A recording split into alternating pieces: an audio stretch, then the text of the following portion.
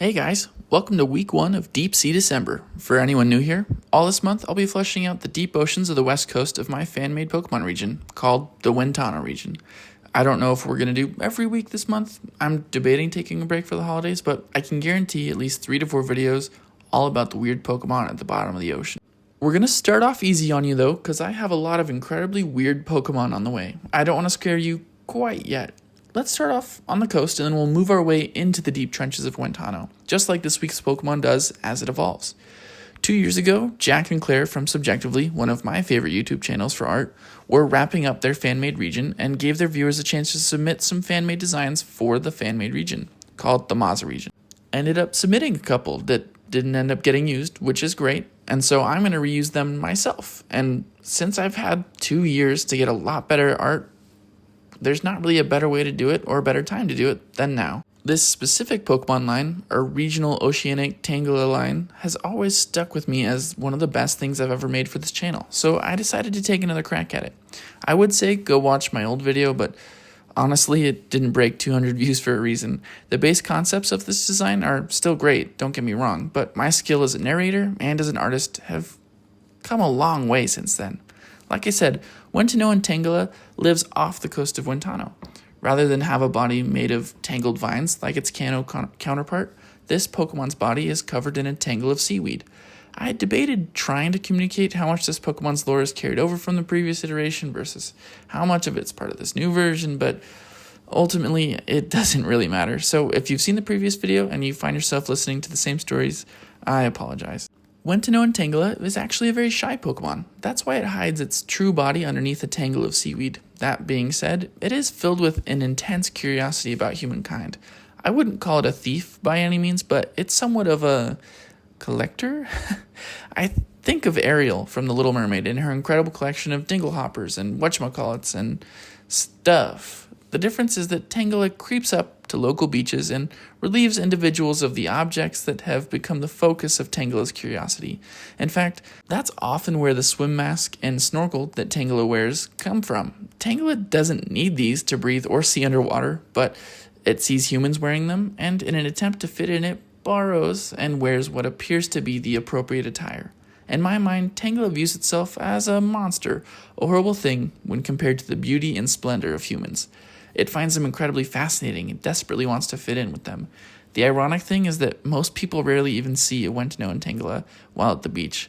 They only know one was present when their items start to go missing. This Pokemon assumes that it has some sort of monstrosity to it, but rarely gives anyone a chance to prove it wrong. They're stuck in a cycle of theft, shame, and admiration, but that can be broken with help from a well-meaning trainer. Meet Wentanoan Tangela, the Seaweed Pokémon. Tangela are covered in a tangle of seaweed, differentiating them from their Cantonian counterparts. These Pokemon have a curiosity regarding humans and the many items that they produce. They often sneak up to local beaches to steal items of great curiosity before returning to their shoals underneath the waves.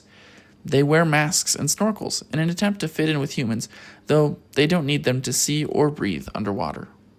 Let's talk Tangrowth. How many times are you guys going to have to hear me talk about a Pokemon as one of my favorites? It's going to be a lot of times. I like a lot of Pokemon, but it's because there's like 1,000 of them, and so I don't feel bad calling about 100 or so my favorites. Tangrowth falls into this category. I mean, what's with his body plan? He's shaped so hilariously. What's he hiding underneath all those vines? Who knows? I sure don't, but I really wish he was real so I could find out. That's the hard thing to explain, but I feel like I often assign personality traits to Pokemon on my own without the assistance of the Pokedex or any form of media. Tangrowth to me has always looked like a very kind and sincere Pokemon. I love him for it. Last week we talked about convergent evolutions, or Pokemon that by happenstance look very similar to but have different origins from an existing Pokemon. This week we're focused on regional variants, which I view as a Pokemon with the same origin that have diverged slightly over time or location. That's a lot of words to say that this is the same Pokemon, but it looks different. Like if this Pokemon was actually a rock inside, but covered in strands of magma that lead it to resemble a Tangrowth, then I'd call it a convergent evolution. But because we're just changing the vines to seaweed, it's a regional variant. Is everyone following along? This Pokemon evolves from Tangela as it begins to move further off the coast of the Wentano region. It's become obsessed with exploring the old shipwrecks that are some ways off the coast, as they are treasure troves for collectibles. That's where they find the pieces of old diving suits that they often wear, again, trying their best to look more human-like and fit in. This is where their lurking behaviors have started to get them into trouble. They aren't as small as they used to be when they were Tangela, and they're much easier to spot. They're known to follow boats, likely anticipating or hoping for one of them to sink. Wentanoan sailors are quite superstitious individuals, and many believe that Tangrowth, or even a patch of floating seaweed, can be a bad omen because of this. Of course, it's not true. Tangrowth would never sink a boat intentionally and have no ill will towards the people on board. They just like to watch, and boy, do they really want all that stuff in there. There have been reports of Tangrowth sneaking onto larger vessels and stealing all of their silverware, articles of clothing, and supposedly a pet once, though it was found minutes later on the bow of the ship, just soaking wet. These are well-meaning Pokemon that basically just can't help themselves. Their kleptomaniac natures have mythologized them at sea as bad omens and thieves, even if they only end up taking knickknacks and other harmless items. Meet Wentanoan Tangrowth, the Seaweed Omen Pokemon. Though they're often proclaimed to be a bad omen by the sailors of the Wentano region, these Pokemon are harmless to humans and to ships alike. They do, however, have a habit of finding and following boats around, just in case they sink, so that Tangrowth can collect the bits and baubles on board. In rare cases, they have snuck aboard larger ships and stolen things as well, though it's never anything of value.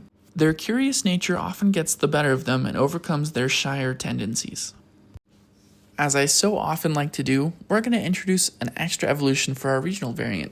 If you've seen the old video, sorry that the name is spoiled for you. If not, get ready. I love this Pokemon's name. I am so proud of it. Tangela covers the coast and the surrounding areas. Think of depths of 30 feet of water or so. For my metric using friends, we're going to say 10 meters or so. I know, that's not a 1-to-1 ratio. I'm just trying to think of something comparable. Tangrowth goes deeper, areas of the ocean that are up to 500 feet deep or so. Think 150 meters. But so much of the ocean is so much deeper than that, which will be the focus of this specific Pokemon and the rest of my drawings for the month. Why would it go so deep? What on earth could this Pokemon, who's obsessed with people, have to gain from going somewhere that people may never go? Well, it's got quite a collection of bits and baubles by the time that it evolves into this third stage. Now it's beginning to transition to rarer items. When I say that, you probably associate the word rare with valuable. The rare items that this Pokemon collects could be valuable to us, but only as pieces of history. What this Pokemon has learned is that there are a million snorkels in the world and a ton of shipwrecks with very similar contents. Now it craves the type of shipwrecks that only happen once every 50 or so years out in the open ocean. Think of stuff like the Titanic. This Pokemon wants to find shipwrecks and collect the items from them that no other of its kind will be able to have. They get really specific too. I imagine that some of them have a bunch of different forks they've collected over the years, but maybe one of them has a fork with a totally unique handle. That's what I mean by rare in this circumstance. To get that kind of fork that no other Pokemon is going to have, you're going to have to find the shipwrecks that no other Pokemon has found. How do you see that at the bottom of the ocean? Well, you're going to use bioluminescent bull kelp, obviously. If that doesn't make sense, it has little bulbs of seaweed that light up on spots like its head, its hands, and on its side, and it can control the brightness of these at will as it's exploring these shipwrecks. One glaring issue with this Pokemon is its absolutely massive size. When it evolves, it doesn't just outgrow the cute little diving suit that it wore as a Tangrowth. No, it dwarfs it. Wanting to fit in to disguise itself still, just a little bit even, it does its best to scavenge bits from the ships and submarines that it happens upon. It's a perfect disguise? No, it's not. It's not even close. But it does give this Pokemon a level of comfort that it's used to. Now much more fitted to a life at sea, its back legs shrink significantly and its arms remain incredibly long. Think of a whale. It moves kind of how I think we see a sea serpent moving. In olden times, it was said that these Pokemon would intentionally sink ships to create the rare shipwrecks that they sought, but those who were found out would be shunned by their own kind for doing so. There is an element of collector purism among these Pokemon. It has to be from a legitimate shipwreck in order for the collecting to count, kind of a thing. Still, some historians believe that accounts of sea monsters from long ago could have been this Pokemon in the open sea. Meet Tangoliath, the seaweed forest Pokemon. Tangoliath are rarely seen by people, though some on barges in the open ocean do report being watched by them. Tangoliath spend much of their time scanning the ocean floor for shipwrecks from long ago. They hunt for treasures left behind on those boats that they can add to their growing collections. Many think that long ago Tangoliath caused ships to sink intentionally so that they could collect the treasures inside. This seems to not be true for modern ships, though.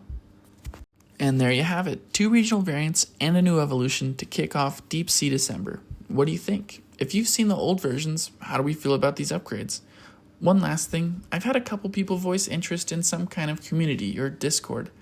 Is that something you want to participate in? Honestly, I'm still a pretty small channel, so I'm worried I'd be creating a lot of work for myself that I can't necessarily take on right now. So let me know what you think. Regardless, thank you for tuning in, and I hope you guys like what I've made. I can't wait to see what it leads you to create on your own.